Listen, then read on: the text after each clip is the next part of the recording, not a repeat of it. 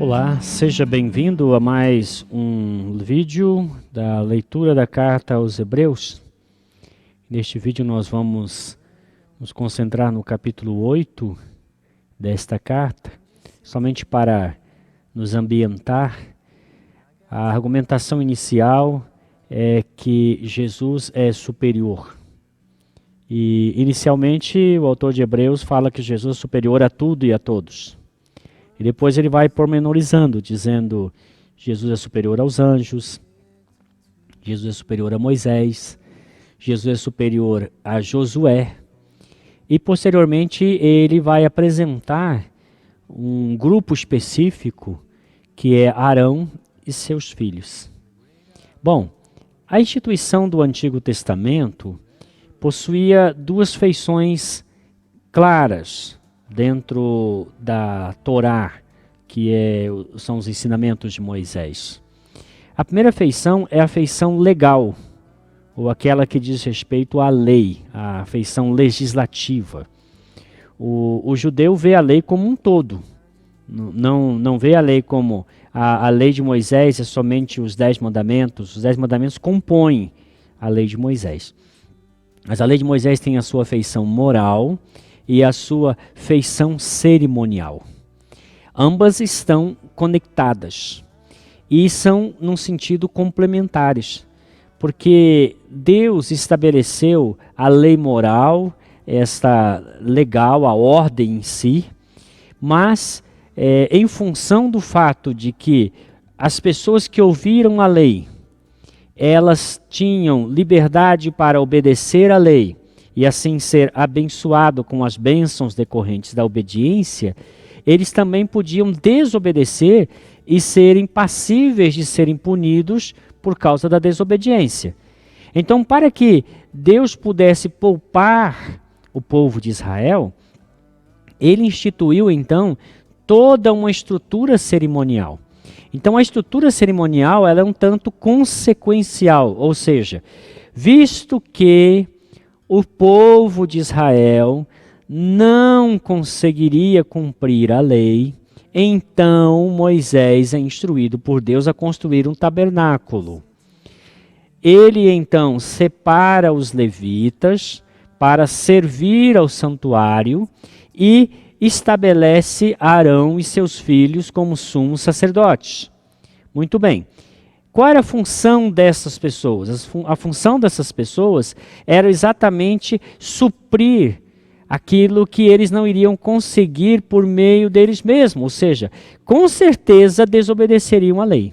E ao desobedecer a lei e não haver uma punição imediata através de um substituto, Deus não iria abençoá-los, porque eles estavam em desobediência. No entanto, o que acontece? Deus institui a figura do substituto. Um animal morre para que o pecador não morra. E isso todos os anos. Em circunstâncias específicas, quando uma pessoa levava um animal para oferecer pelo pecado pessoal, e de uma maneira coletiva, uma vez por ano no Yom Kippur. Então, quando ele começa a falar da estrutura cerimonial, chega no capítulo 8, ele precisará abordar a questão legal. E ele vai dizer claramente o seguinte, olha, Deus fez uma aliança com o povo de Israel no Monte Sinai. Isso está lá em Êxodo 19, bem claro. E o decálogo que vem em Êxodo 20 é parte da aliança. E nesta aliança de Deus com Moisés, estava estabelecido o seguinte, se vocês me obedecerem, vocês possuirão a terra e permanecerão nela. Se vocês me desobedecerem, vocês serão expulsos da terra. Então, a aliança de Moisés tinha a ver com uma terra, tinha a ver com bênçãos temporais, tinha a ver com o Senhor guerrear as guerras deles, o Senhor não permitir que pragas viesse à terra deles, e assim por diante. Eles seriam uma nação livre, feliz e realizada em uma terra específica. A lei de Moisés estava relacionada a esses aspectos. E a aliança mosaica, ela é feita com um povo específico, com promessas específicas que tinham a ver com a realidade deles, a existência ali na terra de Canaã. Porém, a aliança de Moisés, ela era tão somente um desdobramento de uma aliança anterior feita por Deus com Abraão. E na aliança de Abraão, Deus já estava prevendo de uma maneira livre, não condicional, que haveria de abençoar a descendência de Abraão. E Paulo vai dizer que o descendente é Cristo.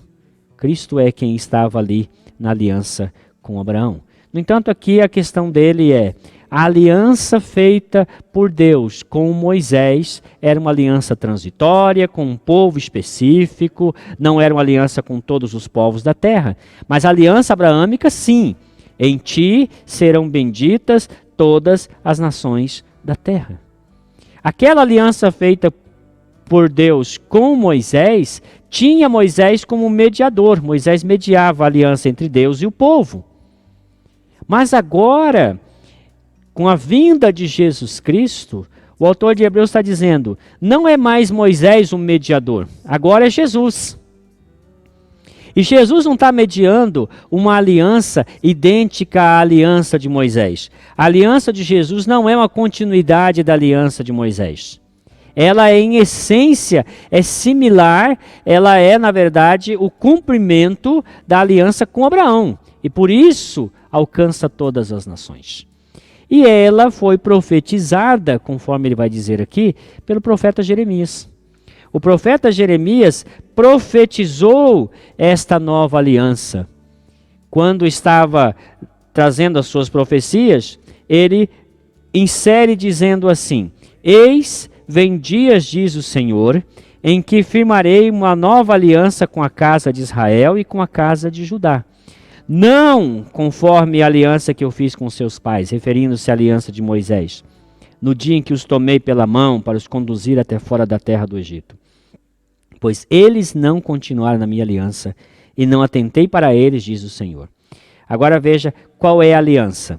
Dos versos 10 ao verso 12, ele cita diretamente Jeremias e afirma claramente que Jeremias está aludindo a uma aliança que viria substituir de maneira definitiva aquela celebrada por Deus com Israel pela mediação de Moisés. Agora, a nova aliança é celebrada por Jesus Cristo.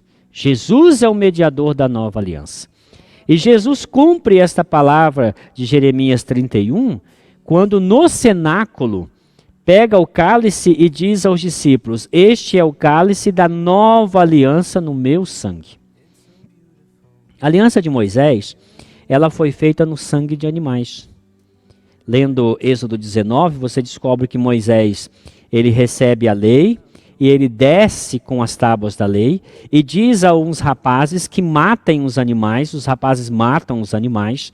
Eles trazem uma bacia com sangue. Moisés coloca um ramo e coloca na bacia e ele asperge aquele sangue sobre o povo e também sobre as tábuas da lei. Esta aliança foi feita no sangue dos animais.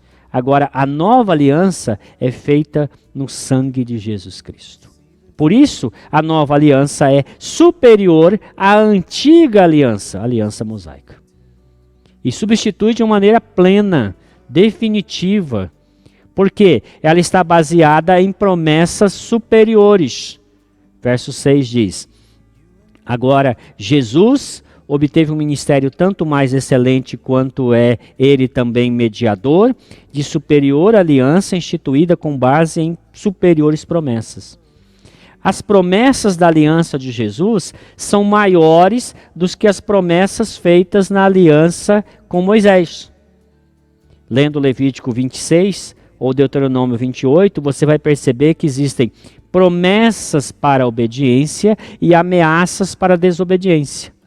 No entanto, na nova aliança que é instituída no sangue de Jesus Cristo, as promessas são decorrentes da obediência dele. Jesus obedeceu. Então, Deus já dá a Jesus o direito de conceder a nós as promessas da obediência. Watchman Nee faz uma leitura desse texto e ele escreve um livro chamado A Superior Aliança. E ele faz uma proposta interessante, ele propõe ler de trás para frente. Vamos tentar entender isso aqui. Veja que a primeira promessa é a promessa basilar, 8:12, é a promessa do perdão dos pecados. A remoção completa de toda culpa. Então, quando Jesus estabelece a nova aliança, ele assume a nossa culpa, o nosso pecado, morre em nosso lugar. E por isso ele pode prometer perdão definitivo, de uma vez por todas. A aliança de Moisés não continha a possibilidade de perdão de uma vez por todas. O indivíduo que cometia um pecado tinha que oferecer um animal. Todo ano, repetia-se os sacrifícios pela culpa dos pecados do sacerdote e do povo. Mas o sacrifício de Jesus, de uma vez por todas, nos perdoa de todos os nossos pecados e nos purifica de toda injustiça. Então essa promessa do perdão irrestrito da parte de Deus é muito superior a toda a promessa feita na antiga aliança, que dependia de todo o ritual no entorno do tabernáculo e do templo. Agora não, Jesus de uma vez por todas oferece-se a si mesmo para garantir a nós, todos nós, judeus, gentios, gregos, romanos, não importando a raça, a cor ou o que for, o perdão está garantido pelo sacrifício de Jesus Cristo. Uma vez que o perdão é garantido, aí eu volto para o versículo 10, usando a metodologia de Watchman Nee. A segunda bênção desta aliança é que a lei, ela não está mais fora de nós, ela está dentro de nós. Nós chamaríamos essa bênção de a internalização da lei. A lei de Moisés estava escrita em tábuas. Essas tábuas, posteriormente, foram colocadas dentro da arca. Então a lei estava lá fora. Agora não. Em Cristo, a lei é colocada dentro de nós pelo Espírito Santo. O Espírito Santo internaliza a lei de Deus em nosso coração. É por isso que quando Jesus fala assim, olha, vocês ouviram o que os antigos disseram? Eles disseram assim, não adulterarás. Eu, porém, digo, se alguém olhar com intenção impura uma mulher, em seu coração pecou. Por que ele está falando isso? Porque ele está dizendo, agora na nova aliança, o Espírito Santo estará dentro de vocês. E ele vai convencer vocês do pecado, do juízo, da justiça, e ele vai encaminhar vocês para a santidade. De maneira que a lei não vai estar lá fora, de maneira que você vai ter que olhar para uma tábua ou para uma pedra, mas você pode perfeitamente olhar para aquilo que Deus colocou dentro do seu coração. A lei de Deus dentro do seu coração. E a terceira bênção é que agora mais o conhecimento de Deus não é mais mediatizado. Então o que acontecia? Os sacerdotes, eles tinham uma função também de ensinar a lei. Eles eram professores.